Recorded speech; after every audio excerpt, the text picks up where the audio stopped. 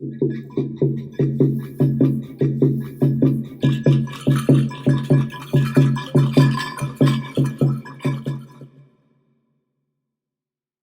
día vamos a tocar tres temas.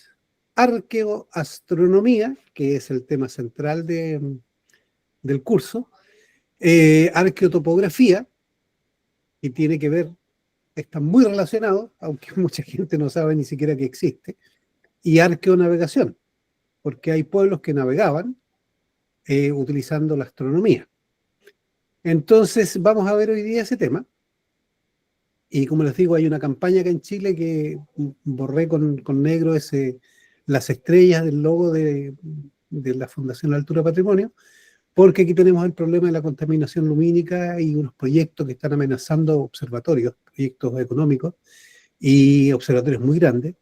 Y hay una campaña para borrar de los logotipos las estrellas durante un mes para hacer visible el problema.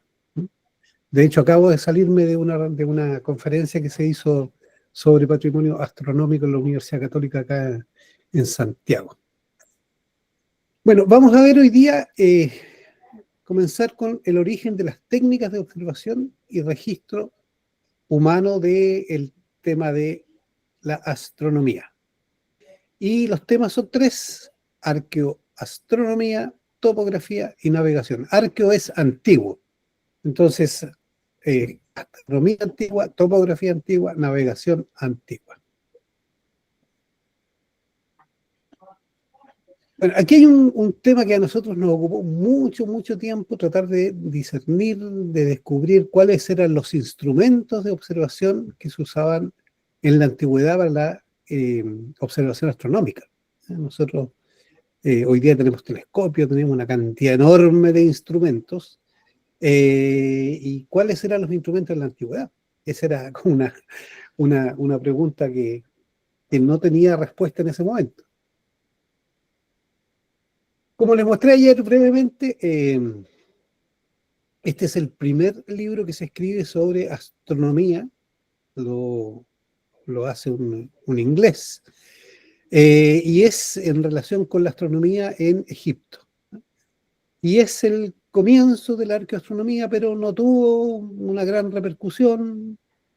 Como pasa siempre, muchos habrán dicho, no, nada que ver, esto no, es mucho, están inventando cosas, como un astrónomo una vez del ALMA, el observatorio radiotelescopio está en San Pedro de Atacama, me dijo que en su opinión no había astronomía indígena, que lo que nosotros hacíamos era chauvinismo, tratar de decir que hay algo que no existe, un poco por orgullo para tener algo que decir. Entonces, bueno, lo único que muestra es un comentario como ese, el de ignorancia con respecto a este tema. Porque si uno ve las crónicas, en las crónicas está escrito que había astronomía. Entonces, sí, claro, sabe mucho del cielo, pero no sabe mucho de la arqueoastronomía. Entonces, pasó con Lockyer eso. No tuvo una gran repercusión, pero es el comienzo, uno de los libros que comienza con estos temas. Aquí hay eh, un texto que me pasó una vez Claudio Ardoaín, el profesor que hizo las clases antes, de un congreso que se hizo en Argentina en el año 30. Y ya en el año 30 había gente hablando de arqueoastronomía, aunque todavía no tenía nombre, pero ya se relacionaba los dibujos que habían en los muros, en las rocas, con constelaciones, ¿no? Cuando hablamos de estos temas,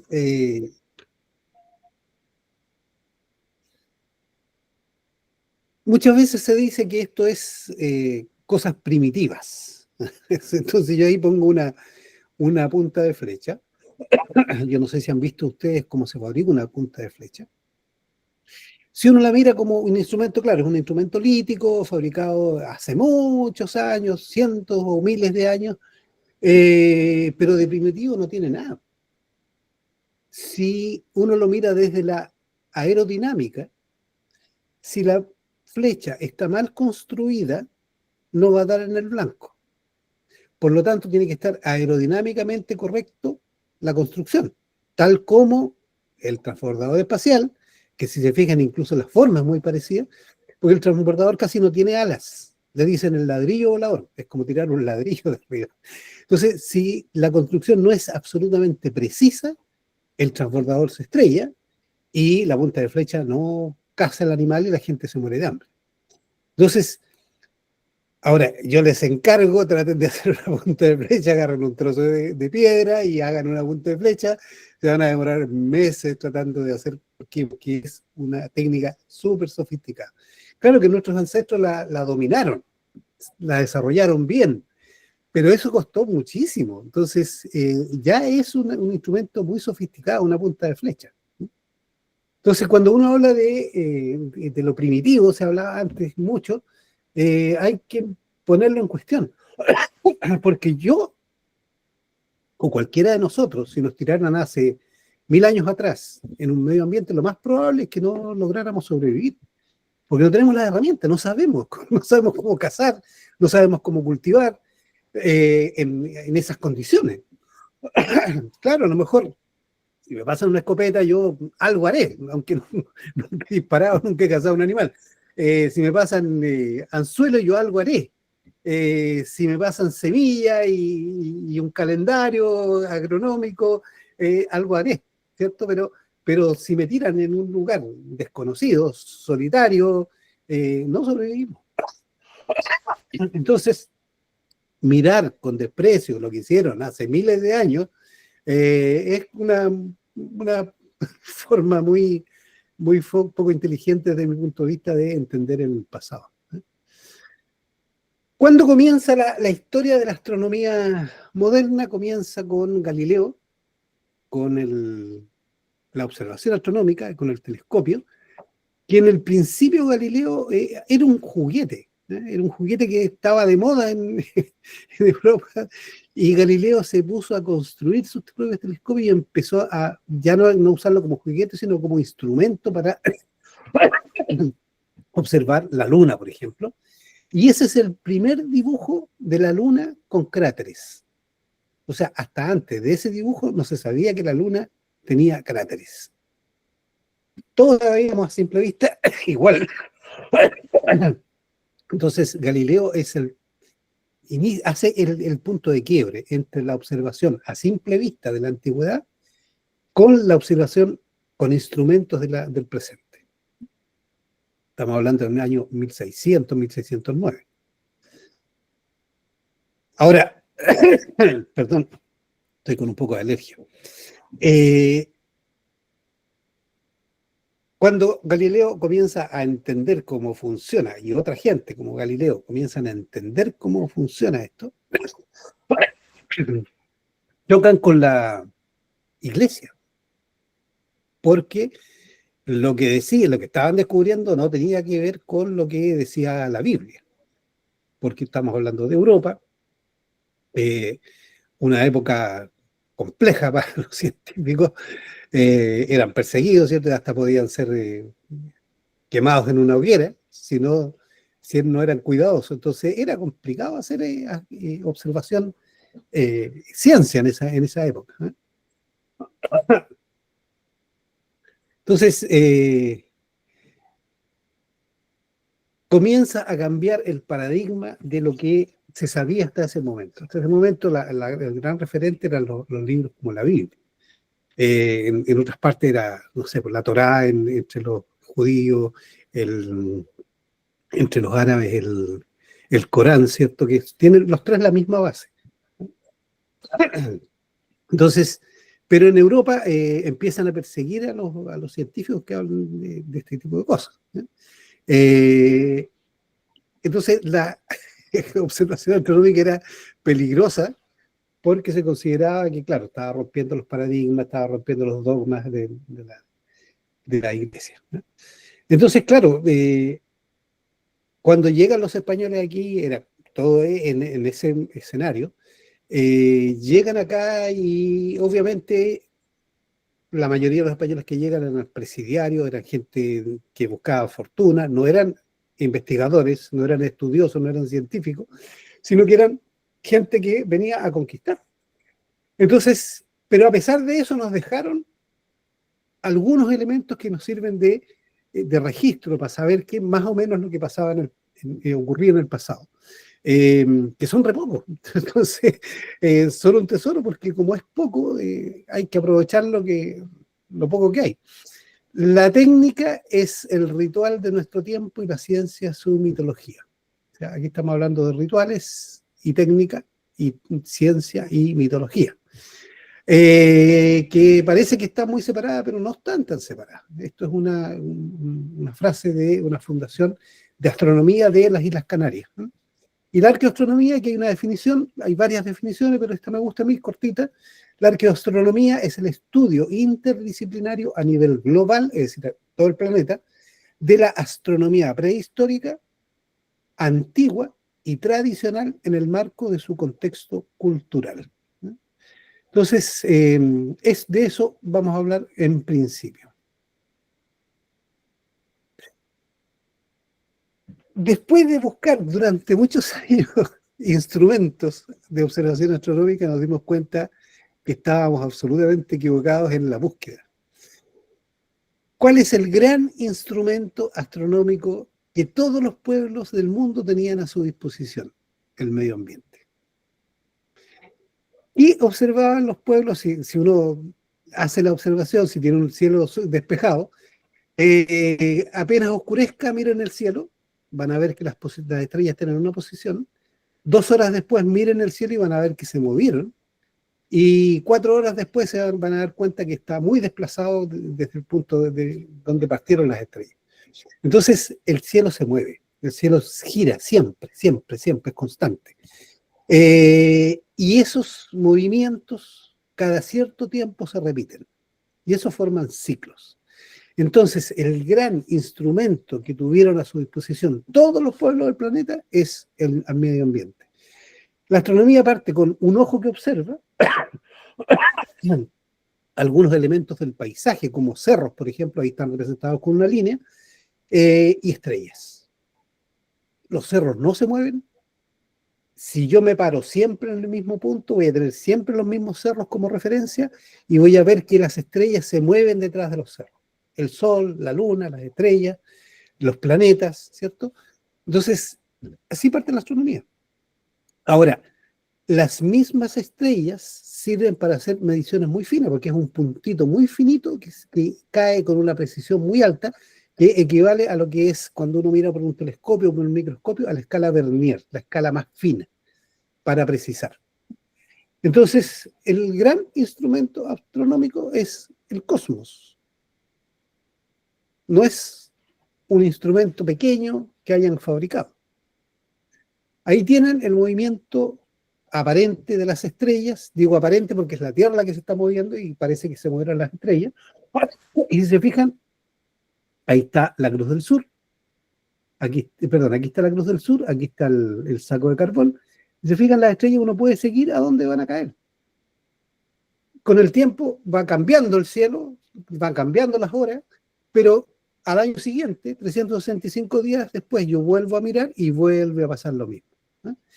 Y si yo saco una fotografía con el lente abierto, este es el movimiento de las estrellas. Fíjense cómo se mueven. Los círculos son las estrellas que se movieron durante toda una noche.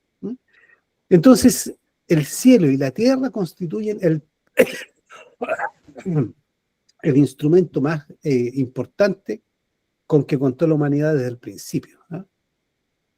No necesitaban construir nada, necesitaban mirar nomás. Ahora, ¿cómo se desglosa esto como instrumento? Bueno, hay partes que son fijas, como todo instrumento. Yo tengo un reloj, hay un disco, ¿cierto?, que no se mueve, que son el horizonte, las rocas, las construcciones, los accidentes del paisaje. Hay componentes móviles, como si yo tengo un reloj, se está moviendo el minutero y el horario. Esos componentes móviles, en este caso, son el Sol, la Luna, las estrellas, los planetas, las constelaciones. ¿Ya? ¿Para qué sirve? Para determinar ciclos que tengan que ver con los componentes que son variables en este sistema. ¿Cuáles son esos componentes? El movimiento del Sol genera el día y la noche, ¿cierto? El movimiento del Sol en el horizonte durante el año genera las estaciones del año. Además, las estaciones del año perdón, generan la variabilidad biológica.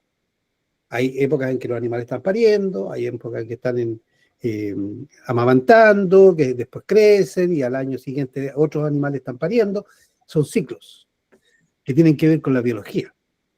Fenómenos atmosféricos, cuando el Sol está a su extremo sur, no es lo mismo que cuando está a su extremo norte. En un momento es invierno, en otro momento es verano, al medio es primavera u otoño, ¿cierto? En los lugares donde está muy marcado el clima, las estaciones.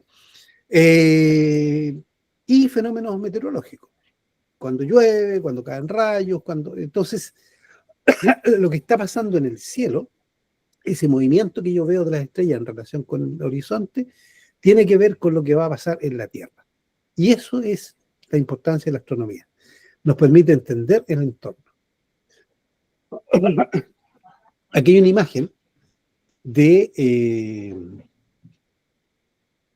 Pachacuti, que es un dibujo que dejó un inca antiguo, que ya se había cristianizado, que sabía que era muy peligroso hablar de estas cosas. Entonces él dejó una serie de imágenes de lo que era el pasado inca. Y dentro de eso quedó este dibujo, que en realidad es el muro del templo mayor del Coricancha en Cusco. Y fíjense lo que es ese muro. Tiene el hombre y la mujer, ¿cierto? Tiene lagunas, cerros, arcoíris, rayos, constelaciones, un árbol que es el árbol de la vida y una constelación oscura. Abajo hay campos de cultivo y aquí hay semillas u ojos, ¿no? Si ustedes se fijan, está dividido en 3 niveles. El nivel inferior, los campos de cultivo hacia abajo, lo que está bajo la tierra, con la semilla. Al centro donde vive el ser humano y arriba donde están las estrellas, las constelaciones, el sol, la luna. ¿No? Entonces, esa es la división en 3 del mundo inca. Pero además, a la izquierda, si ustedes se fijan, es una fecha. Ya sabemos más o menos qué fecha, tenemos que comprobarlo, por la posición de las estrellas, de la luna, del sol. Luna llena, sol, Venus, Cruz del Sur, Pléyades, Orión. Como el cielo siempre está en movimiento y nunca está en la misma posición, eso nos permite hacer una fecha aproximada. Entonces probablemente tiene que ver con una fecha en que se funda o con que comienza el mundo inca. Nada en el mundo originario está hecho al azar.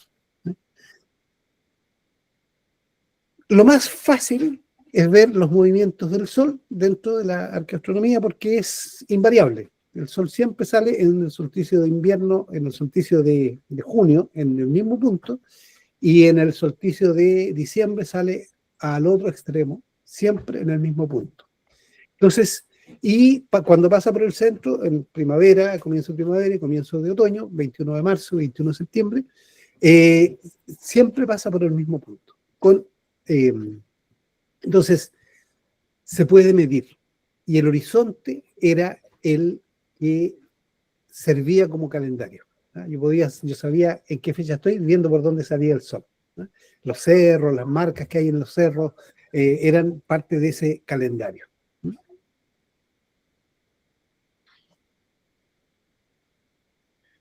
Bueno, una cosa es que en el mundo inca ya se desarrolló un conocimiento que permitía saber medir cuándo el sol estaba en el cenit, en la parte más alta sobre nuestra cabeza, 90 grados. Y esto es probablemente de mucho más antiguo, pero hay registros de esa época en que hablan de que ya sabían eso, pero también sabían que los pueblos originarios que debajo, en algún punto el sol estaba exactamente debajo de nosotros, entonces se llamaba cenit y anticenit. Y ahí están los movimientos aparentes del Sol en el solsticio de verano, en el equinoccio de primavera y otoño, y en el solsticio de invierno. En Ecuador, de ahí lo vamos a ver, son rectos. Yo estoy en el sur de Chile, el movimiento es bien inclinado. En el movimiento, si yo estoy a la misma latitud, en el hemisferio norte, ese mismo movimiento va a ser inclinado al revés. ¿Ya? Entonces, todos los pueblos miraban lo mismo, pero obviamente si yo estoy en el hemisferio norte, en el hemisferio sur, va a ser distinto el movimiento del Sol, ¿cierto? Va a ser aquí estamos en invierno, estamos acercándonos al invierno, en el hemisferio norte se están acercando al verano, pero el resto es exactamente lo mismo, es la misma plantilla.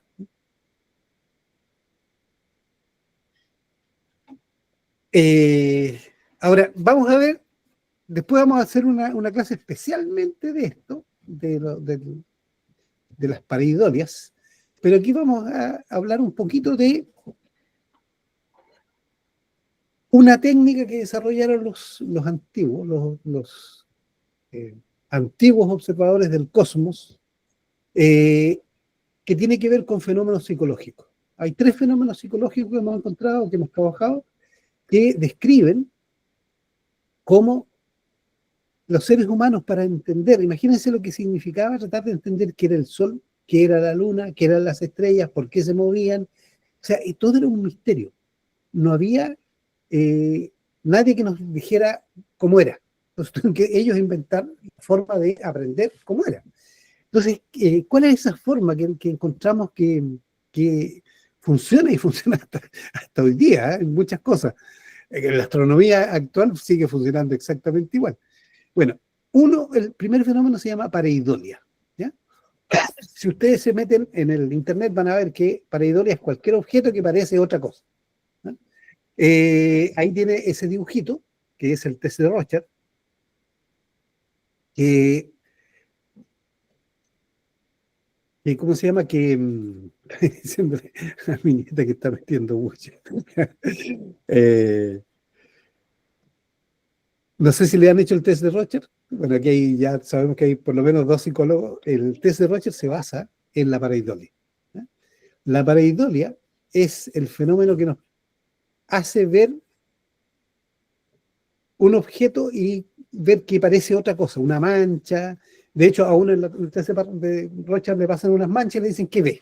Y uno empieza a decir lo que ve y de ahí le hacen el test de personalidad de lo que uno vio. ¿Eh? Bueno, eso es ver cosas en una mancha, en un cerro.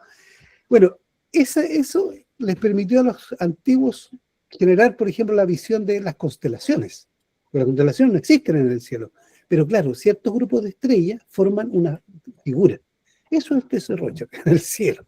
Bueno, la apofenia, cuando yo veo una figura, y cuando es una figura importante, no sé, en un cerro yo veo un rostro humano, vamos a ver muchos casos, se desata un segundo fenómeno que es el cerebro no puede funcionar, no funciona sin encontrar una explicación. Entonces yo veo una figura y busco una explicación, y eso se llama apofenia. ¿No? Es la búsqueda del cerebro automática de una explicación.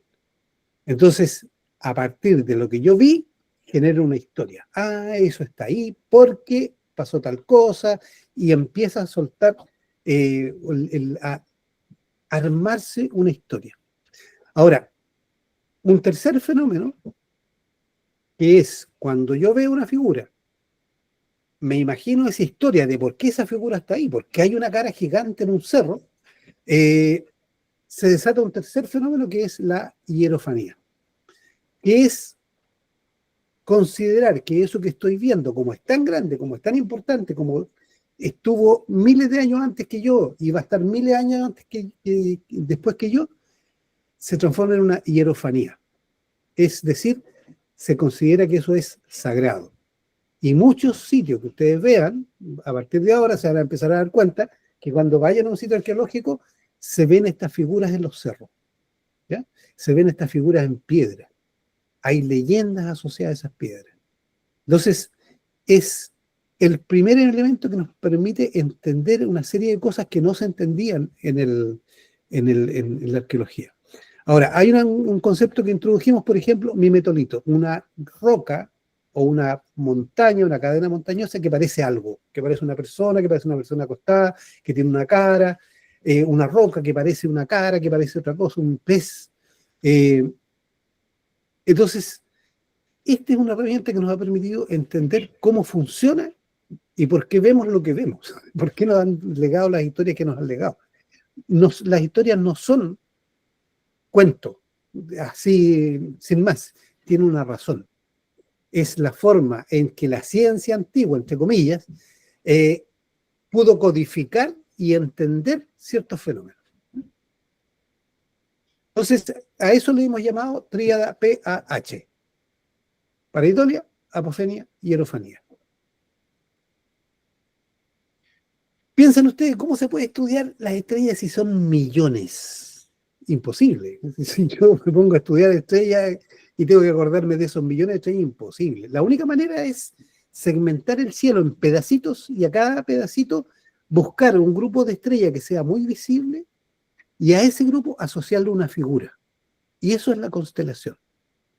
Entonces, distintos pueblos le asignaban distintas figuras. Donde habían osos, veían osos. Donde habían perdices, veían perdices.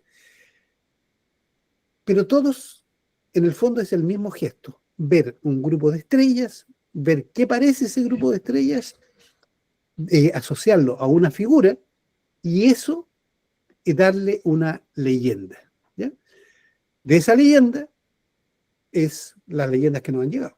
Entonces, muchas leyendas son cuentos astronómicos, no tienen que ver con algo de pura imaginación, es algo que veían y que dejaban registrado a través de una leyenda. Entonces, por ejemplo, aquí tenemos cómo en los incas, que es un pueblo que estuvo presente en gran parte de América, veían constelaciones. Ahora, la diferencia con el pueblo inca es que no solamente tenían constelaciones con estrellas, sino que tenían constelaciones en las manchas oscuras de la Vía Láctea. Si ustedes salen a un lugar donde esté muy despejado, van a ver que la Vía Láctea no es una mancha blanca, es una mancha que tiene manchas oscuras entre medio. Bueno, cada mancha oscura era una constelación, ¿no? Entonces, ahí tienen en las constelaciones del mundo inca, aunque no es tan así, porque como se van a dar cuenta si empiezan a trabajar en esto, esta es la versión que tenemos de una de las partes de la astronomía inca. Porque si uno se traslada a otra parte, a otro lugar del mundo inca, estas figuras algunas van cambiando, se les van agregando cosas que para el mundo inca no era tan importante, pero para los otros sí era importante. Entonces, si bien es un patrón básico, también va sufriendo cambios dependiendo de dónde uno eh, vea esa figura. Entonces, por ejemplo, entre los cazadores algonquintos de Estados Unidos, existe la Osa Mayor, ¿cierto? Todos conocemos la Osa Mayor, y tres estrellas que están detrás de ella dicen que son tres cazadores. Uno lleva la flecha, otro lleva en la olla para cocinar, y la otra lleva la leña para prender el fuego. Persiguen al oso, cuando lo cazan, lo matan, se lo comen, y el oso vuelve a resucitar y se vuelve a cumplir el ciclo. ¿De qué están hablando? Están hablando que la estrella, el Big Dipper, ¿cómo se llama? La constelación de las cuatro estrellas más las tres, está girando en el cielo, como la Cruz del Sur, en torno a la estrella polar. Cuando es primavera, comienzan a perseguir al oso. Cuando llega el verano, lo siguen. Cuando llegue el otoño, le entierran la flecha hace sangrar al oso y las hojas de los árboles en el otoño se ponen rojas. Se lo comen y al año siguiente vuelve a surgir el oso. Entonces se fijan en los grupos de estrellas, las figuras, las historias y la explicación del ciclo natural de un año. Ahí está. Entonces, la pareidolia permite ver las figuras, la apofenia permite hacer esta relación y escribir este relato, y la hierofanía transforma estas figuras y su historia en algo sagrado, porque está en el cielo, porque nos informa de algo muy importante. Entonces, ese es el origen incluso de muchas religiones, de muchos sitios sagrados, porque vamos a ver varios casos donde ya no son estrellas, sino que son objetos en la Tierra. Aquí hay otro caso de un petroglifo que está en la cuarta región, que representa a este animal, un matoasto, ¿ya? Que es una constelación que ni siquiera se ve porque es de día. Esa constelación, el lagarto durante la noche está durmiendo, cuando sale el sol, sale detrás del sol, sigue al sol y se vuelve a poner al atardecer, se esconde en su cueva, ¿ya?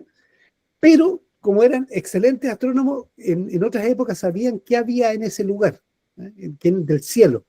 Y después, como el cielo se va moviendo, sabían que estaba ahí, pero ya no lo veían porque en ese momento ya no era noche, sino que era día. Entonces, tenemos un caso extremo, o sea, alguien que no sepa de astronomía, imposible que se dé cuenta de que esto existe. Otro caso, ya no es del cielo, sino que de la tierra. Fíjense esa roca, yo estoy ahí metido, fíjense, tiene un petroglifo que es un dibujo, un círculo y un punto. ¿Qué parece? Parece un pez. Y más acá tenemos la cabeza del pez y la cabeza de un renacuajo, que el renacuajo tiene una media luna, el pez tiene un círculo. ¿Qué vive en el fondo de las quebradas? Estos son lugares semidesérticos, por lo tanto el agua es preciosa. ¿Y qué viven en el fondo de quebradas? Peces y ranas. Entonces tenemos los espíritus del pez y la rana representados simplemente con un gesto, un dibujito sobre la roca, pero que se integra con el volumen, con la forma que la roca tiene. ¿Ven? Que es como un test de Rocha, o sea, yo estoy bien, hay que tener imaginación para verlo. De hecho, nadie se había dado cuenta, yo tampoco me había dado cuenta. Un día estaba grabando, haciendo el cálculo del dibujo, y yo andaba con un profesor con el que, Iván Aguilera, con el que siempre he salido mucho, y él me dice: Patricio, aléjate, ven para acá. Y él estaba lejos y se dio cuenta. Entonces, y eso lo hemos encontrado en montones de sitios, ¿no? Las fases de la luna. No se puede entender el medio ambiente si no hay una técnica que permita comenzar a ver cómo funciona, ¿ya? Y la técnica más común es transformar un objeto en una persona, darle como la personalidad de una persona.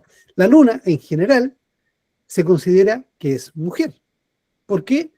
Porque hay un ciclo, que es el ciclo mensual de la luna, que son aproximadamente 29 días, ¿cierto? Y coincide con el periodo menstrual de una mujer. Entonces, lo que pasa en el cielo se parece a algo de acá, y eso coincide con lo de la mujer. Además, se considera que las mujeres son volubles, son cambiantes, ¿cierto? Es lo que dice en general. Entonces, claro, es como la luna cambia de fases, ¿ah? Claro, como en general eran hombres los que hacían estas cosas, probablemente. El sol es un dios lindo, precioso, con su carro permite entender que va girando por el cielo, ¿cierto? Caballos enormes, y es un dios Helios, ¿eh? El esposo de la luna. Ahí tenemos la personalización de cada uno de los planetas que eran visibles a simple vista. Son 5. El Sol, la Luna, Marte, Mercurio, Júpiter, Venus, Saturno. Aquí estoy hablando de las cosas, de los más conocidos, de Grecia, de Roma, ¿cierto? Pero cada grupo humano tenía sus propios nombres, pero muchos no dejaron registro, muchos no dejaron el dibujo, muchos no nos dijeron lo que ven. Sabemos que era así, pero no sabemos cómo lo veían. Aquí en este caso había gente que hacía esculturas, ¿cierto? Hay todo un tema, entonces por eso que se toman como referencia. Entonces, si se fijan, se transforma un objeto que está muy lejano, por ciertas características de ese objeto se le atribuyen a las características de una persona en particular. Marte es el dios de la guerra porque el planeta es rojo, ¿cierto? Saturno, Cronos, fíjese cómo devora a sus hijos. El tiempo constantemente devora en los minutos, los segundos, ¿cierto? Bueno, ¿cómo sabían los antiguos que habían planetas? Si se fijan, aquí hay una imagen de la Luna, Venus y Júpiter. Cuando ustedes vean en el cielo, porque hay gente que dice, no, si los antiguos no veían planetas, pero es absurdo porque si ustedes salen afuera, cuando todavía no se ve ninguna estrella, hay un momento en la tarde o en la mañana que no hay ninguna estrella a la vista, pero hay un par de puntitos o varios puntitos que están a la vista, antes de que aparezcan las estrellas. Esos son planetas. Entonces los veían porque son más grandes, más visibles que las estrellas. Y otra cosa que tenían es que los planetas tienen un movimiento distinto de las estrellas. Las estrellas se mueven todas juntitas como pegadas en una bola, pero los planetas se mueven diferente. Por eso que se llaman errantes, planetas, porque son errantes entre las estrellas. Ahora, si se quieren acordar de cuál es el planeta, los 5 planetas visibles, piensen, domingo, Domine, Sol, en inglés es Sunday, lunes, Luna, martes, Marte, miércoles, Mercurio, jueves, Júpiter, viernes, Venus, sábado, Saturno. O sea, en los días de la semana está la descripción de que sí veían efectivamente los planetas. Si le tenían nombre, es que los veían. ¿Eh? Hay gente que dice, no, no puede ser. Bueno, si le tienen nombre, ¿cómo le vas a dar nombre a algo que no ves? Así de simple. Bueno, aquí tienen un ejemplo que no lo vamos a ver en detalle de la cultura mapuche. Esto es un plato de cerámica que normalmente se piensa que son adornos. No son adornos, son elementos calendáricos. Es una calculadora, es una computadora que llevaba el mapuche, que es una cultura que visualmente es muy primitiva comparado con los incas, con los mayas, ¿cierto? Porque no construían grandes pirámides, pero fíjense, lleva su calculadora, es un computador, y computa las fases de Venus. Y les encargo, o sea, es súper complejo darse cuenta que Venus es la misma estrella que está en la mañana a veces y que a veces está en la tarde, que después de la mañana desaparece un tiempo, aparece en la tarde, vuelve a desaparecer y vuelve a aparecer en la mañana. O sea, saber que es el mismo planeta es complejo, ¿no? Entonces, una cultura que aparentemente es muy primitiva nos deja una calculadora, una computadora, porque hace cómputos del movimiento de un planeta, muy complejo, ¿no? Aquí hay, por ejemplo, una figura, se fijan aquí hay como una calavera. Detrás de esa calavera hay una roca en punta, sobre esa roca en punta se pone el sol al atardecer frente a este grupo de rocas, y estos 2 grupos de rocas tienen como una entrada, y las 2 entradas miran al mismo punto. Es para observar con precisión. Bueno, esto ocurre en el equinoccio. Cuando es equinoccio cae justo sobre la roca en punta, ¿no? Entonces ahí tenemos una forma de observar. Ahora, como en el equinoccio el sol se mueve de una manera muy visible entre un día y otro, se puede medir el año bisiesto. Y cada 4 años se repite la misma posición. No sabemos si lo hacían, pero tenían el instrumento, tenían la capacidad. Pero no sabemos por qué, porque no hay nada escrito. Entonces tenemos la figura, tenemos la roca, tenemos de dónde observar, tenemos el fenómeno, pero no podemos decir con certeza que lo hacían, porque podría estar mirando otra cosa, pero parece que estaba mirando el largo del año, es decir, 365 días y un cuarto. Por lo tanto, cada 4 años había un año bisiesto. Otro tema es el de lo que les decía, los lunasticios. El Sol tiene un ciclo diario, que es el día y la noche, ¿cierto? Tiene un ciclo anual, que son solsticios y equinoccios, o Se van repitiendo una vez al año, el solsticio de invierno, una vez al año, solsticio de verano, una vez al año, equinoccio de primavera, una vez al año, y equinoccio de otoño, una vez al año. Bueno, es un ciclo anual, pero la luna, para que la luna llena salga en el punto extremo, sale en ese punto cada 18,61 años. O sea, el Sol tiene un ciclo anual en solsticios, los lunasticios son cada 18,61 años. Son ciclos muy largos. Piensen ustedes que un día estábamos hablando de esto en un congreso de arqueoastronomía donde habían, no sé, 300 arqueoastrónomos en un congreso muy grande, y la mayoría, habían 5 o 6 que sabían lo que era un lunasticio. Y aquí estamos viendo una piedra que probablemente nos marca el lunasticio. Hay un dibujo que marca que podría ser el lunasticio. Y, y esto hace 1000 años, tal vez 2000 años, no sabemos. Entonces, hay cosas que nosotros desconocemos, que por eso que no las entendemos, ¿eh? Porque ellos miraban cosas que a lo mejor para nosotros no tenían mucha importancia.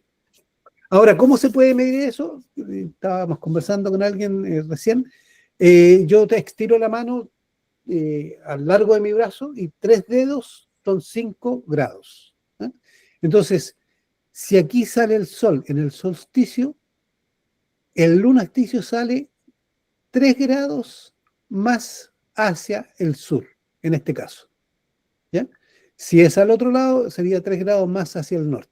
Eso es constante. Son 5 grados. El ciclo de la luna es 5 grados más abierto que el ciclo del sol.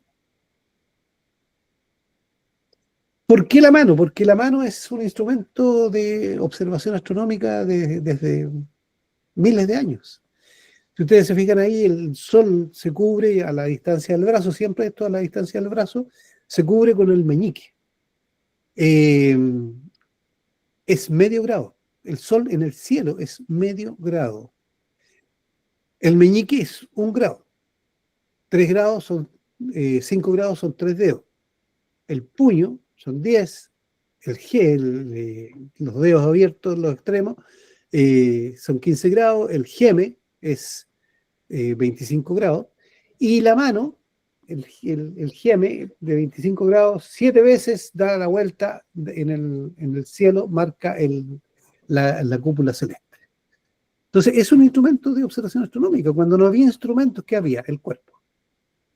Entonces, ¿tenían instrumentos? Sí, tenían instrumentos, y tenían instrumentos muy precisos, porque ¿qué más preciso que el universo? Si yo estoy observando el universo, es lo más preciso que puede haber. Y si tengo un instrumento que yo lo calibro con el tiempo, también voy a verlo con precisión. Claro, si lo veo una sola vez no voy a entender, pero si toda la vida lo estoy usando, obviamente lo voy a ir calibrando, voy a ir entendiendo cómo funciona. Ahora sí, por ejemplo, hasta cierto punto, si uno se va muy al extremo sur o muy al extremo norte, ya no sirve esta técnica, pero si yo sé dónde es el solsticio, yo abriendo los dedos sé dónde viene el equinoccio. Y si sé dónde viene el equinoccio, después puedo saber dónde viene el otro solsticio. De una manera empírica, muy simple, que después la voy a comprobar en el terreno. Pero es una forma de saber más o menos, aunque yo no tenga una brújula, aunque yo no tenga ningún instrumento, con mis manos yo puedo hacer observación, puedo hacer mediciones. Bueno, unidades de medida, hay la brazada, el codo, ¿cierto? El paso, y después se transforma en el metro, el pie. Son unidades de medida que el ser humano usa y que usamos todavía. O sea, el metro es un paso, y cuando uno quiere medir metro y no tiene, da paso. Entonces, el cuerpo era el patrón de medida. ¿Ya? Aquí hay una imagen de cómo se mueve el sol cada media hora. Esto es una foto con un filtro que se llama Mylar. Fíjese cómo cada media hora se le saca una foto y se ve como el movimiento del sol. El sol se mueve, es un ciclo diario, el ciclo más corto, y eso es súper importante porque el ciclo diario afecta a los seres vivos. Y eso vamos a ver que liga la astronomía a la vida. ¿Ya? La astronomía no es solamente una cosa intelectual. Ese movimiento permite hacer calendarios de horizonte.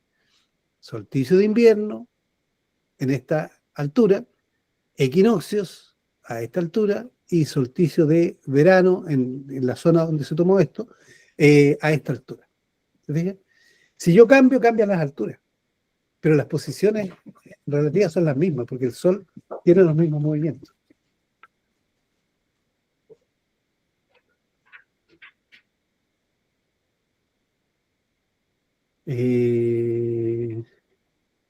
Ya.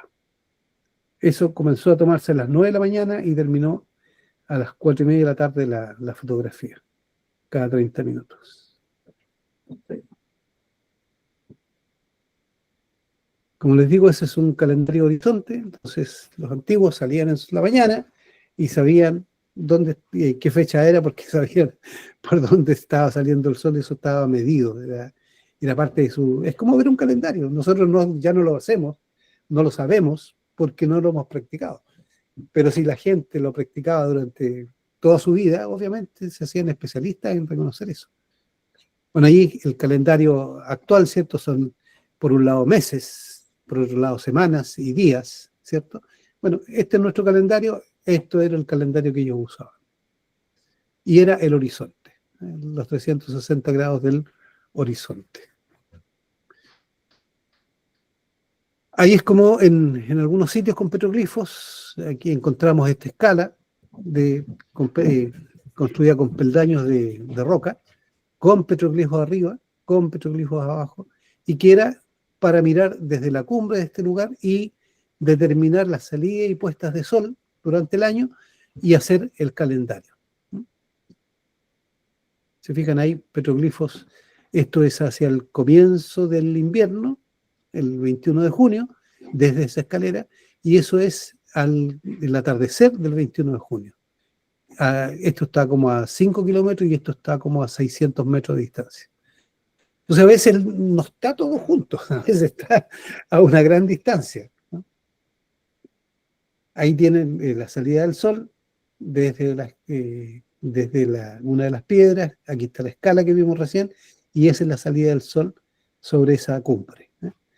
En el solsticio de verano, y 6 meses después, en el solsticio de invierno, desde la misma roca se ve salir el sol sobre esta cumbre, ¿ya? Y 5 kilómetros más allá está esta piedra que marca la misma dirección. Entonces, los lugares, los sitios son extensos. A veces uno piensa que es en una roca está todo, ¿no? Hay que ver el valle extenso. Aquí hay, por ejemplo, una panorámica, son los 360 grados, como si miráramos de arriba a la Tierra, y como la salida del sol en el solsticio de invierno, aquí esto es el volcán Licancabur, San Pedro de Atacama, la salida del sol en el solsticio de verano, la salida del sol en los equinoccios marcan líneas hacia los atardeceres, y se fijan, dividen el territorio.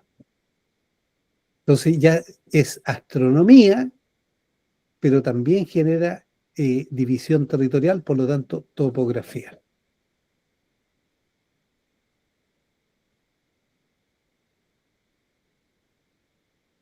Aquí vamos a ver un ejemplo de la aldea de Tulor, San Pedro de Atacama. Es una aldea que está sumergida en la arena, que quedan solamente en la parte de arriba de los muros. Y esa aldea tiene un observatorio astronómico. Por ejemplo, ahí está, es una foto en Google Earth, se ve lo que está enterrado. Todo esto está enterrado, no lo han desenterrado, solamente se ha desenterrado la parte derecha de abajo, porque cuando lo desentierran, como lleva más de 1000 años enterrado, se empieza a deshacer. Entonces lo han dejado ahí para que no se deshaga. Bueno, ahí, si se fijan, son casas en general circulares. Pero aquí está este rectángulo grande que desde el fondo hacia la esquina del muro se ve el solsticio de invierno. Al centro se ve el equinoccio. Y hacia el otro lado, el otro extremo, se ve el solsticio de verano, siempre coincidiendo con la esquina de los muros, la terminal de los muros. Entonces, probablemente ahí tenía su calendario, había un astrónomo o astrónoma que se dedicaba a hacer los calendarios para las cosechas, para la siembra, para ver las cosas de los animales, para ver las fechas de las ceremonias. Y aquí está, no se ven los muros, pero ahí se ve un pedazo de muro, ahí están los muros, hay una piedra al fondo que yo puse como marcador hacia una esquina del muro, la salida del sol en el solsticio de invierno, hacia el centro, la salida del sol en los equinoccios, y hacia el otro extremo, la salida del sol en el solsticio de verano. Y ahí tienen la foto de la salida del sol en el solsticio de invierno, detrás del volcán Licancabur. Todos estos volcanes, todos tienen leyendas asociadas, ¿sí? Todas esas leyendas tienen que ver con las cosas que ellos observaban. Ahí está la aldea de Tulur, la entrada del sol hipotética, porque no sabemos, porque eso todavía está enterrado, en el equinoccio, y la entrada en el solsticio de invierno, por ejemplo. Si hay una puerta ahí, podría generar una sombra. No sabemos porque está enterrado, y no lo van a desenterrar para que no se deshaga. Entonces, solamente lo podemos conocer hipotéticamente, ¿ah? O podría no haber nada, podría simplemente haber el muro, y de ahí se paraba alguien y miraba. Entonces, bueno, ahí esto es parte de un video que se hizo el astrónomo y el chamán, donde hablan del conocimiento local, donde se dice que los incas contaban los años por cada cosecha, conocían los solsticios de verano y el invierno y los equinoccios, en marzo cosechaban el maíz. Bueno, son las historias que ellos conocen, son historias tradicionales, ¿no? Si fijan, aquí está hablando de las constelaciones, que en este caso está hablando cuando no hay luna, entonces el cielo se muestra. Ahí se ve figuras de las estrellas, se ven las cabras, el chivato, el chascón, le dicen otros, las cabras, el chivato, ¿ya? Y ellos reconocían el cielo, y todavía hay gente que logra reconocer algo, porque ya eso se ha ido perdiendo. La chacana,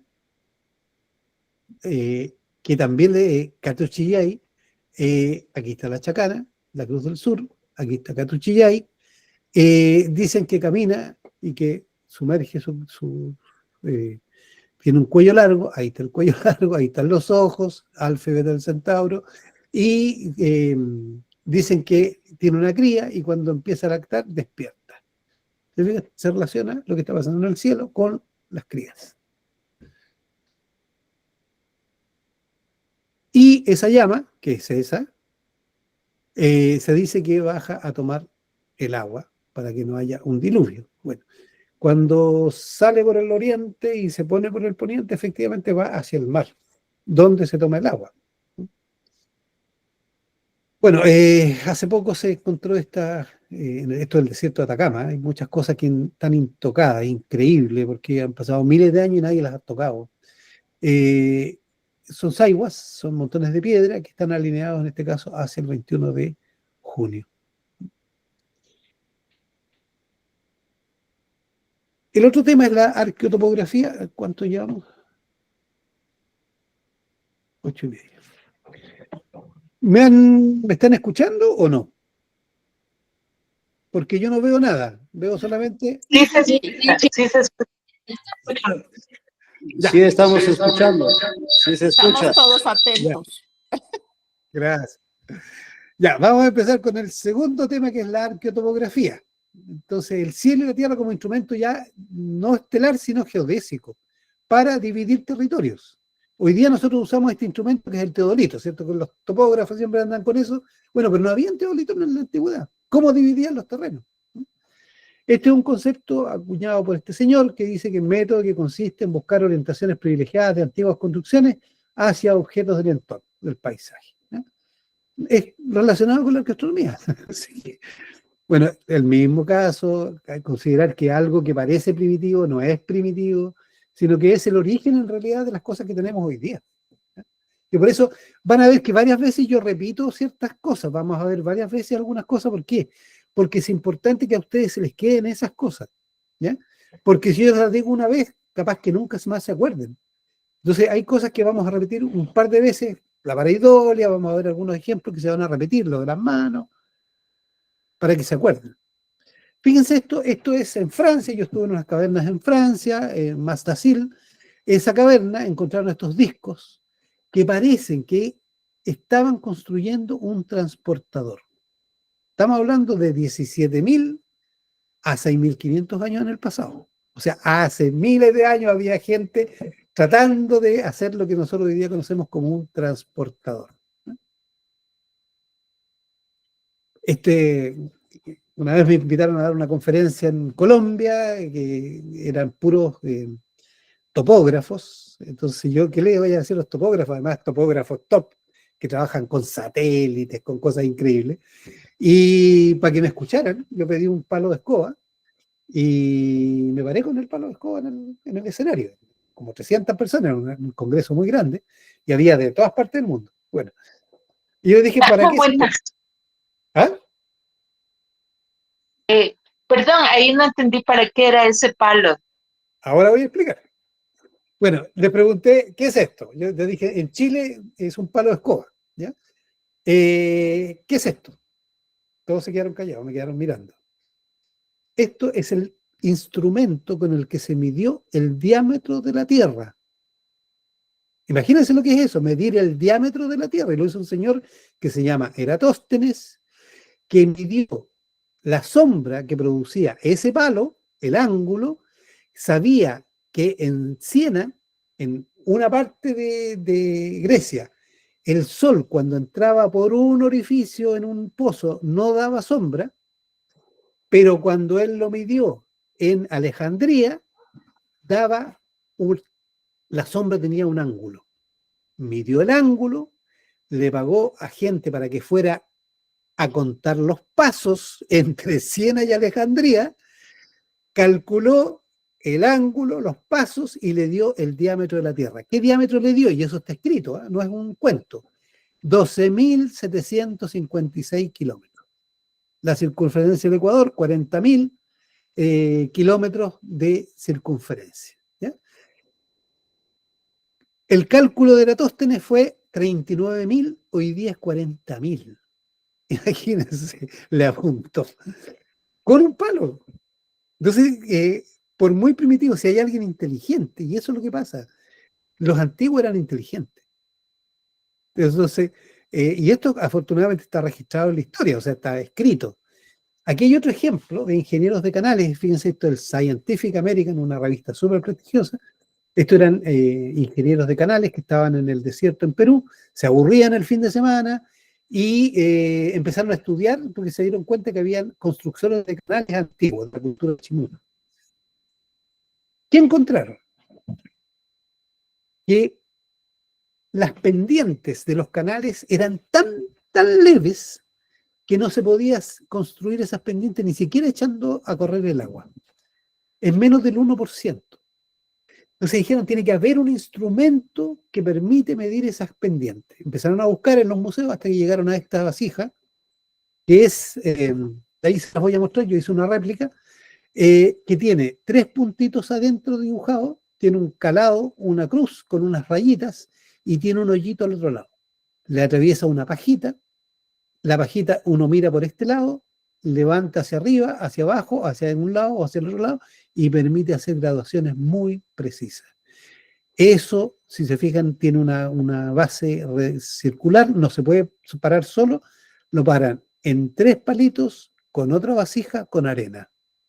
Se ajusta, los 3 puntitos son para dar el nivel y permite hacer la... Entonces, es un teodolito, pero milenario. Ahí está la réplica, yo la tengo aquí en este momento al lado, con la que construían los canales hace miles de años. Y canales que vienen desde la cordillera hasta la costa en Perú. Entonces, el uso de las sombras, por ejemplo, permite, como les decía, mostrar, dividir territorios. La sombra que produce desde el equinoccio, la línea que produce el equinoccio, la línea que produce de solsticio a solsticio, van haciendo la división del territorio. Norte-sur, este-oeste, es la división en 4, Tahuantinsuyo, Tagua, 4, la división en 4, que es lo que denominan el imperio de los incas. Entonces, nos está hablando del trabajo territorial que ellos hacían. Aquí hay un poblado en Socaire, en el desierto de Atacama. Todo esto la gente de Socaire no lo contaba. Yo lo sé porque el arqueólogo con el que trabajo yo hizo su magíster en México y al hacer el magíster estudió Socaire. Y encontramos lo siguiente, o sea, esto es, desde el Cusco salen líneas hacia las huacas que están fuera del Cusco. ¿Ya? Eso se llaman seques. Al principio se pensaban que eran rectas, después se dieron cuenta que no son rectas porque hay curvas y desviaciones, pero son aproximadamente, tiran hacia un punto más lejano. Resulta que en Socaire hay 5 volcanes. 1, 2, 3, 4, 5. Si se fijan, este volcán se llama Miñiques. ¿Cómo los veía la gente del pueblo? Los volcanes son las puntas de dedos que están sumergidos en la tierra de una mano gigante. El Miñiques es el dedo meñique. Miscanti, Chiliques, Lejía, Tumisa. Entonces tenemos una mano gigante sumergida en la tierra y las puntas son los volcanes. Otra vez el tema de la pareidolia y otra vez el tema de la humanización. Es una mano. ¿Eh? Entonces, cuando encontramos esto dijimos que qué loco, le preguntaba, yo le dije a Ricardo, pregúntale a la gente allá si lo que estamos viendo es verdad o no. Y le preguntó a una señora anciana de allá y la señora lo quedó mirando así como, pucha, que se demoraron en darse cuenta, o sea, porque ellos no cuentan estas cosas. ¿Eh? Y aquí, desde esta cumbre de este volcán, se produce lo que allá le llaman convidos, pero que en realidad son líneas de seque. Este cerro convida a todos los cerros que se ven alrededor y son ceremonias de cerros. ¿Eh? Aquí hay una descripción de un sitio ceremonial que está en Socaire, que se hace una ceremonia para la limpia de canales, donde se hace una rogativa, se canta, se baila, y si se fijan, es un círculo de piedras donde cada piedra representa uno de los cerros que están alrededor. Hay un cerro macho, un cerro hembra, las piedras del fondo, y todo esto está relacionado con la astronomía. Se baila girando y el giro del baile se va haciendo ceremonia a cada una de las piedras que están alrededor que representa cada uno de los cerros. O sea, es el territorio. Es topografía, es conocimiento topográfico, conocimiento territorial, de una manera distinta a lo nuestro. ¿No? Ahora, ¿de qué nos dimos cuenta? Yo una vez fui a México, hablé por redes sociales, dije, mira, voy a México, si hay algún arqueólogo que quiera hablar conmigo, encantado. Nos juntamos con Janiszewski, que es un arqueólogo que prepara a los doctores en arqueología en México, en Ciudad de México, y él me regaló un libro, y yo le llevaba otro libro de regalo. Bueno, el libro que me regaló tenía esta imagen, ¿eh? Y de abajo. Si se fijan, y le pregunté qué eran. Me dijo, sabemos que son cerros, pero no sabemos qué cerros son. Bueno, fíjense los incas, esto es maya, perdón, es azteca. Fíjense los incas. ¿Eh? Es un círculo de cerros y dice capítulo de los ídolos del Inca, que el Inca habla con las huacas. Estos son las huacas. Son cerros con forma de algo arriba. Una carita, otra carita, algo. Aquí hay un personaje arriba del cerro. ¿Se fijan? Son cerros con forma de algo. ¿Eh?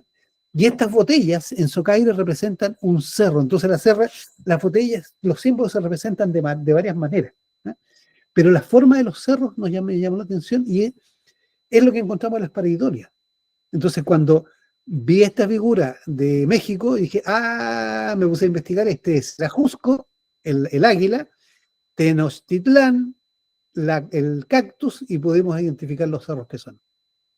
Porque nos dejaron el dibujo. Entonces, y eso nadie se había puesto a pensar, oye, mira, podría ser. Bueno, en este caso se fija, ahí está la mano, ahí están los volcanes y ahí está el tema de la astronomía correspondiente a Socaire al momento en que se hace la ceremonia. Entonces, la ceremonia no se hace en cualquier momento, se hace en base a lo que la astronomía manda. Y yo me acordaba que hacía muchos años había visto una exposición aquí en Chile de la cultura moche, y fíjense eso, son manos. ¿Y qué es lo que decían? Ah, son montañas de sacrificio, porque ahí parece que, porque siempre los arqueólogos ven sacrificio por todos lados. Bueno, sacrificio no significa necesariamente matar, puede ser, hay gente, en México se ponían unos papeles con una cuerda por la lengua y se sacaban un poco de sangre, y sacrificaban sangre, era un sacrificio, pero no era muerte, ¿ya? Bueno, son manos, son montañas, pero son manos, lo mismo que en Socaire, y estamos hablando de una cultura peruana. Entonces, empezamos a encontrar que en todo el mundo estas cosas son bastante comunes. Ya, vamos a pasar al tercer tema. ¿Me están escuchando o no? Porque yo veo mi pantalla nomás y digo, a lo mejor estoy hablando como loro. Sí, Sí, atentos. estamos escuchando. Sí, sí. Sí, copiado. Ya. ¿Qué es eso? ¿Un canasto feo, mal hecho, cierto? No, es un mapa estelar. Las líneas, unas líneas representan corrientes marinas, otras líneas representan corrientes de viento y las conchitas representan islas. Es un mapa de un territorio polinésico, pero marítimo. Si se fijan, aquí está el mismo esquema que estuvimos viendo, pero es un navegante que lo que está ordenado aquí son las islas y él está planificando un viaje a través de las islas. Entonces, saben en qué posición están. ¿Por qué? Porque allá en Polinesia, en Isla de Pascua, por ejemplo, el horizonte es plano, es mar.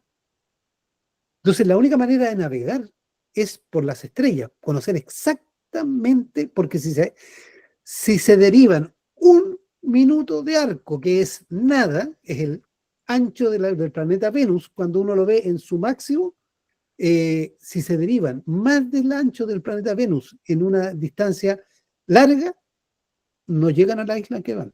Entonces tiene que ser muy preciso y de eso dependía la vida. La isla de Pascua es esto. Cuando yo llegué a la isla de Pascua empezamos a conversar con gente y salió el siguiente esquema. Yo de la isla de Pascua no tenía idea, no sabía nada. Pero con lo que me empezaron a contar y con lo que empecé a buscar en Santiago, porque me llamó la atención, decían que el rey Jotumatú lo habían enterrado aquí, al centro de la isla, aquí. Pero cuando esta persona fue a ver la tumba de Jotumatúa, está a la orilla de la playa. Entonces decía, ¿por qué me dicen que está al centro y a la orilla? Bueno, si uno mide de extremo a extremo, lo máximo de la playa, de la isla, y divide a la mitad, la tumba de Jotumatú está exactamente a la mitad de la isla, ¿ya? Pero no a la mitad de la isla como uno lo veía, sino como lo ven los Rapa Nui. Bueno, rápidamente el esquema general. Al final llegamos que está dividido de esa manera astronómicamente, lo que dicen las leyendas, ¿ya?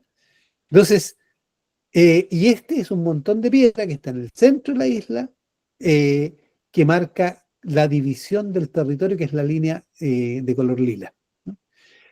Dividía el territorio terrestre y el territorio marítimo, ¿ya? Bueno, no les puedo hacer el cuento completo porque queda mucho por ver, pero este es el esquema y está escrito en las leyendas antiguas de cómo dividen el territorio, la división territorial. Aquí la tumba de Jotumatúa, aquí la tumba de la hermana, hacia el solsticio de 21 de junio, de aquí hacia el solsticio de 21 de junio al amanecer, cuando llegan a la isla donde llegan primero a esta isla, y así, aquí está Orongo, aquí están las islas donde se hace la competencia del huevo del Manutara. Todas las leyendas tienen esa coherencia, ¿eh? Y son las primeras leyendas, cuentan cómo llegó, qué es lo que hicieron. Y hay 7 moais que miran los únicos que miran hacia afuera, hacia el mar, son estos 7. Los otros todos miran hacia adentro. Hay otro más que está cerca del aeropuerto, ¿eh? Pero estos 7 tienen esa particularidad, que miran hacia Orión. Y siguiendo la dirección de Orión, llegan a la isla que se llama Rapaiti. Rapa Nui, Isla Grande; Rapaiti, Isla Chica. Probablemente los Rapa Nui llegaron desde esta isla, ¿eh? Por una serie de cosas que encontramos en esa isla. Es una isla que es un cráter volcánico, que está semisumergido, ¿te fijas? Eh, y probablemente el origen del pueblo, del pueblo Rapanui, porque los Rapanui se fueron porque tuvieron que irse, porque probablemente se hundió parte de los terrenos de cultivo y el resto las construcciones están arriba del cerro porque aquí se hundió. Entonces tuvieron que irse porque no. Fíjense, eso es un muelle que es tan bajo que tiene que estar esa distancia para que alcance los botes a moverse, los barcos, porque es muy bajo. Entonces, probablemente desde esta isla salieron hasta la isla de Pascua y lo hacen mirando hacia Orión al amanecer y al atardecer. Esto se llama compás de estrellas polinésico, donde esto es lo que los navegantes tenían en su cabeza. La posición exacta de las estrellas, esto había que memorizarlo, lo tenían de memoria. Lo que había hacia el norte, lo que había hacia el sur, lo que había hacia el oeste y al este, las salidas de sol, las salidas de luna, todo esto reemplazaba el uso de la brújula. No tenían brújula, pero tenían este compás de estrella que era lo que tenían de memoria. Ahora, un escritor, un polinésico que reconstruyó todo este sistema, dice que él trató de aprender desde cuando era niño, pero ya era muy viejo para aprender porque él tenía 6 años. Porque a los niños los llevaban a navegar y les enseñaban a navegar desde los 2 años para adelante. Entonces él no aprendió mucho porque era viejo. Entonces, pero después, como profesor universitario en Hawái, se llama Nainoa Thompson, él logró reconstruir todo el sistema de navegación polinésica. Entonces, cuando salían a alta mar, donde ya no se ve nada más que mar, lo único que queda son el sol, la luna, las estrellas, las aves migratorias y las corrientes marinas, las corrientes de viento. Si no sabes eso, te mueres. Pero además, imagínense, cuando estábamos en un congreso de arqueoastronomía en Lima, estaban todos conversando y haciendo exposiciones de los sitios y de repente a mí me di cuenta, me dije, todos estos estamos hablando de sitios en la Tierra que no se mueven, pero cuando un Rapanui, cuando un polinésico salía al mar, no sabía dónde estaba, si estaba más allá, si estaba más acá, podía estar a 10 kilómetros de distancia de donde él pensaba que estaba, porque en el mar no hay punto de referencia. Podía estar hacia el norte, hacia el sur, hacia el este o el oeste, sin darse cuenta, y además el bote se mueve. Entonces imagínense la dificultad de hacer astronomía en un bote que se mueve y que uno no sabe dónde está parado. Pero ellos lo usaban y recorrieron todo el triángulo polinésico así. Para la latitud, para reemplazar al sextante tenían la mano, otra vez la mano. Dependiendo de la altura que tenía con respecto al horizonte, las estrellas que yo quiero ver, en ese caso la Cruz del Sur, me decía la latitud a la que estoy. Entonces, claro, por eso que el niño necesitaba ir desde chiquitito, porque tenía que ir calibrando su mano, aprendiendo a usar su mano como instrumento de precisión. Ahí está el triángulo polinésico, Hawái, Nueva Zelanda, Rapa Nui, y navegaban todo eso. Fíjense, esa es una foto de Google Earth del planeta y es puro mar, el Océano Pacífico.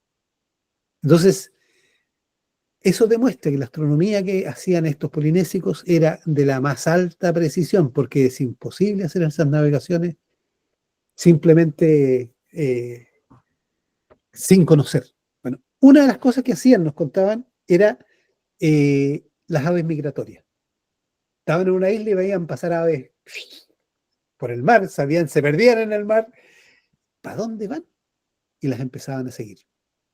Porque las aves tenían que llegar a un punto de tierra, si no se morían todas. Y todos los años pasaban las aves. Entonces, ¿qué es lo que hacían? Las seguían, les ponían un palo con comida arriba en un canasto, las aves se paraban, comían y ellos las iban siguiendo.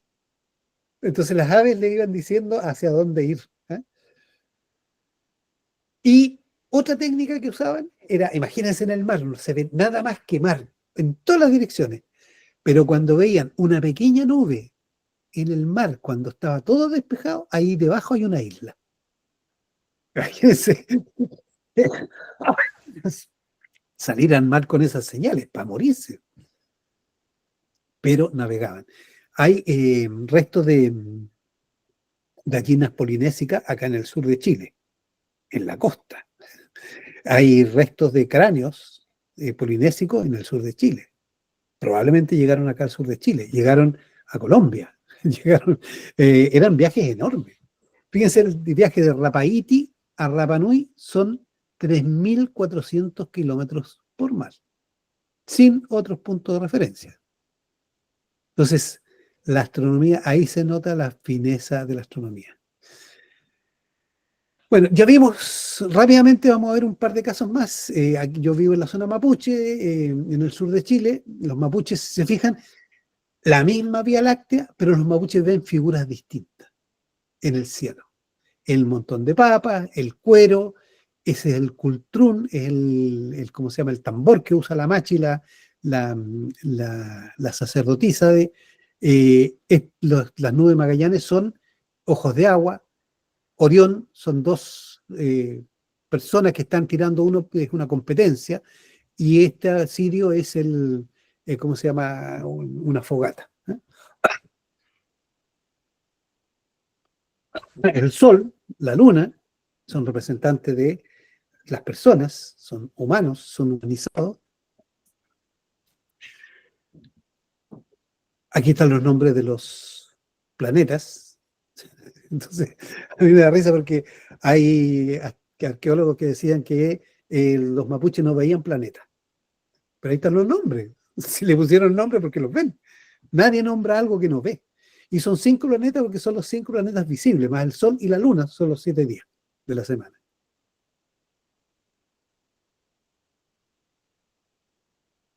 La Cruz del Sur, que no la ven como una cruz, la ven como la pezuña de un ñandú, de una especie de avestruz que vive acá. ¿Sí? Una boleadora, que era un arma de caza. Aquí está la boleadora, aquí está el ñandú, es el cazador que va con su boleadora detrás del ñandú. ¿Se fija? La figura que parece una huella, la figura que parece una boleadora, que son 2 piedras, y es el cazador que está detrás de la presa. Ahí está. La boleadora que tira el cazador al ñandú. Luan, ven un guanaco cerca de la Cruz del Sur y las Pleiades y la Alfa y Beta del Centauro. Entonces, si se fijan, este es el movimiento de la Cruz del Sur durante la noche, durante el año también. Y ese es la superficie del cultrún, que es el tambor que usan las machis, que tiene esa división en 4, y esos movimientos porque son las patas del avestruz que van girando. Es el giro de las estrellas de la Cruz del Sur que da el diseño del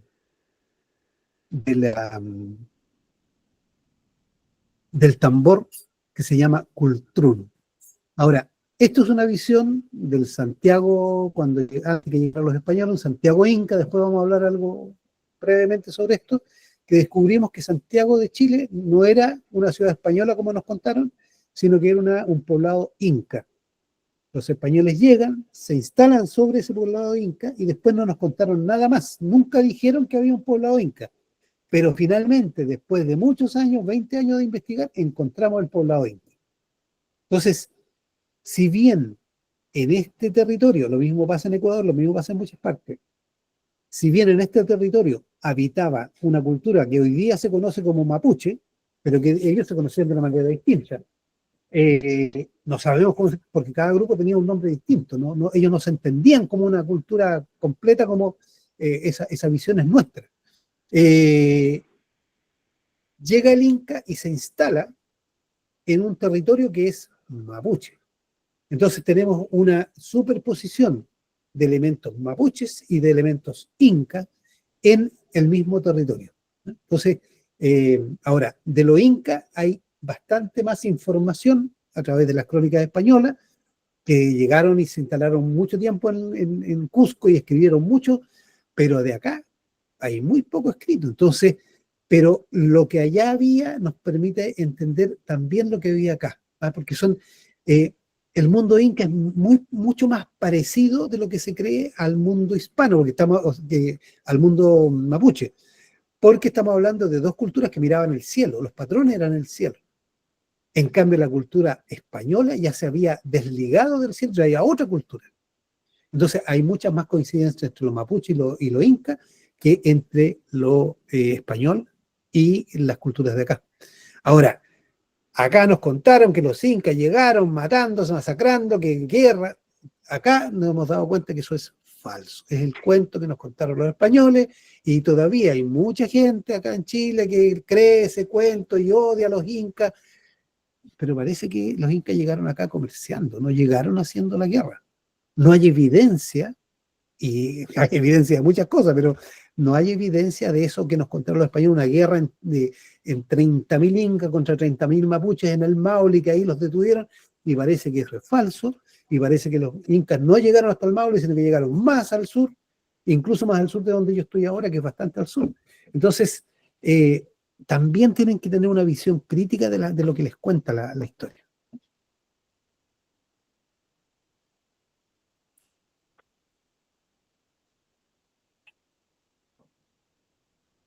Ya.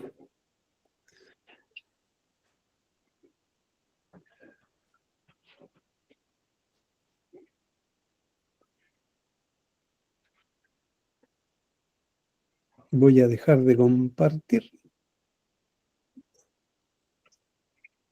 Les quedó todo clarito, nadie pregunta nada, nadie dice nada. Comentarios. Aprovechemos el tiempo para que pregunten lo que necesiten, lo que... No se preocupen si no se acuerdan de todo, porque después vamos, como les digo, en las distintas clases vamos a ir repitiendo algunas cosas para que no se les olvide. Yo tengo una duda de la nebulosa de, ¿cómo se llama? De Magallanes. ¿Tiene alguna, no sé, alguna historia o por qué se llama así o no porque sé, leyenda? Ya, se llama así porque la nebulosa de Magallanes, porque se descubrió en el viaje de Magallanes al sur. Magallanes, bueno, había fallecido, pero el viaje se habla de el viaje de Magallanes y se le dio ese nombre, por esas circunstancias. Pero entre las culturas antiguas era distinto. Por ejemplo, en la zona de San Pedro de Atacama, las nubes de Magallanes, en San Pedro de Atacama es desierto, seco, no hay árboles, hay partes que no hay nada vivo. Y los animales que pastan por ahí, en la tierra se revuelcan para sacarse las pulgas. Ellos se llaman revolcaderos. Uno va caminando y se ve un hoyito ahí con tierra muy fina, porque ahí los animales se tiran al suelo y se revuelcan. Y para la zona de San Pedro de Atacama, las nubes de Magallanes son revolcaderos. No para el Inca, porque el Inca no tiene revolcaderos en su territorio, pero sí en la zona de San Pedro de Atacama. Entonces, el esquema básico en San Pedro de Atacama sigue siendo el esquema de las constelaciones incas, pero las nubes de Magallanes son revolcaderos. Y además en otras zonas tienen lo que se llaman vegas, porque como es desierto, hay lugares donde hay agua y se genera una vega, como un pantanito con verde. Entonces, para la cultura de San Pedro de Atacama es súper importante las vegas, para el Inca no, entonces los incas no veían vegas, pero los de San Pedro de Atacama sí veían vegas. Entonces tenían una disposición en el cielo parecida, pero en un lado existían las vegas y en otro lado no existían las vegas. ¿Se entiende? Entonces, la astronomía siempre es local. Siempre la astronomía tiene que ver con lo local. ¿Por qué? Porque, no sé si ustedes conocen su territorio, pero a veces uno sale de un valle, llega a otro y el clima ya es distinto. No es demasiado distinto, pero lo suficiente para que se note. Y como se nota, eso tiene consecuencias con la siembra, con las cosechas. Por lo tanto, lo que se hace aquí en este valle no se puede replicar exactamente acá. Y los campesinos lo saben. ¿Te fijas? Entonces, el saber campesino tiene esa reminiscencia, porque es lo que yo hago en mi tierra, que no es equivalente. Yo salgo de aquí, estoy en la costa, aquí no hiela. Yo salgo de aquí en el invierno, subo los cerros, llego a un pequeño antiplano arriba y ya el pasto está completamente plano por la helada. Llego a Osorno, la ciudad de Osorno, que está a 50 kilómetros, y el clima es totalmente distinto acá. Acá, por ejemplo, en este momento está lloviendo, está frío, pero yo estoy sin estufa. En Osorno no puedo, porque es mucho más helado que acá. Y estamos hablando de territorios muy cercanos, en la misma línea. Ahora, si yo de aquí sigo de Osorno y me voy a la cordillera, donde están los volcanes, donde están los lagos, que estamos a 70 kilómetros, 80 kilómetros, ya el clima es totalmente distinto. Mismo territorio, misma cultura, distintos climas, por lo tanto, distintas astronomías, levemente. Sigue siendo astronomía mapuche, pero con diferencias. Ok, gracias.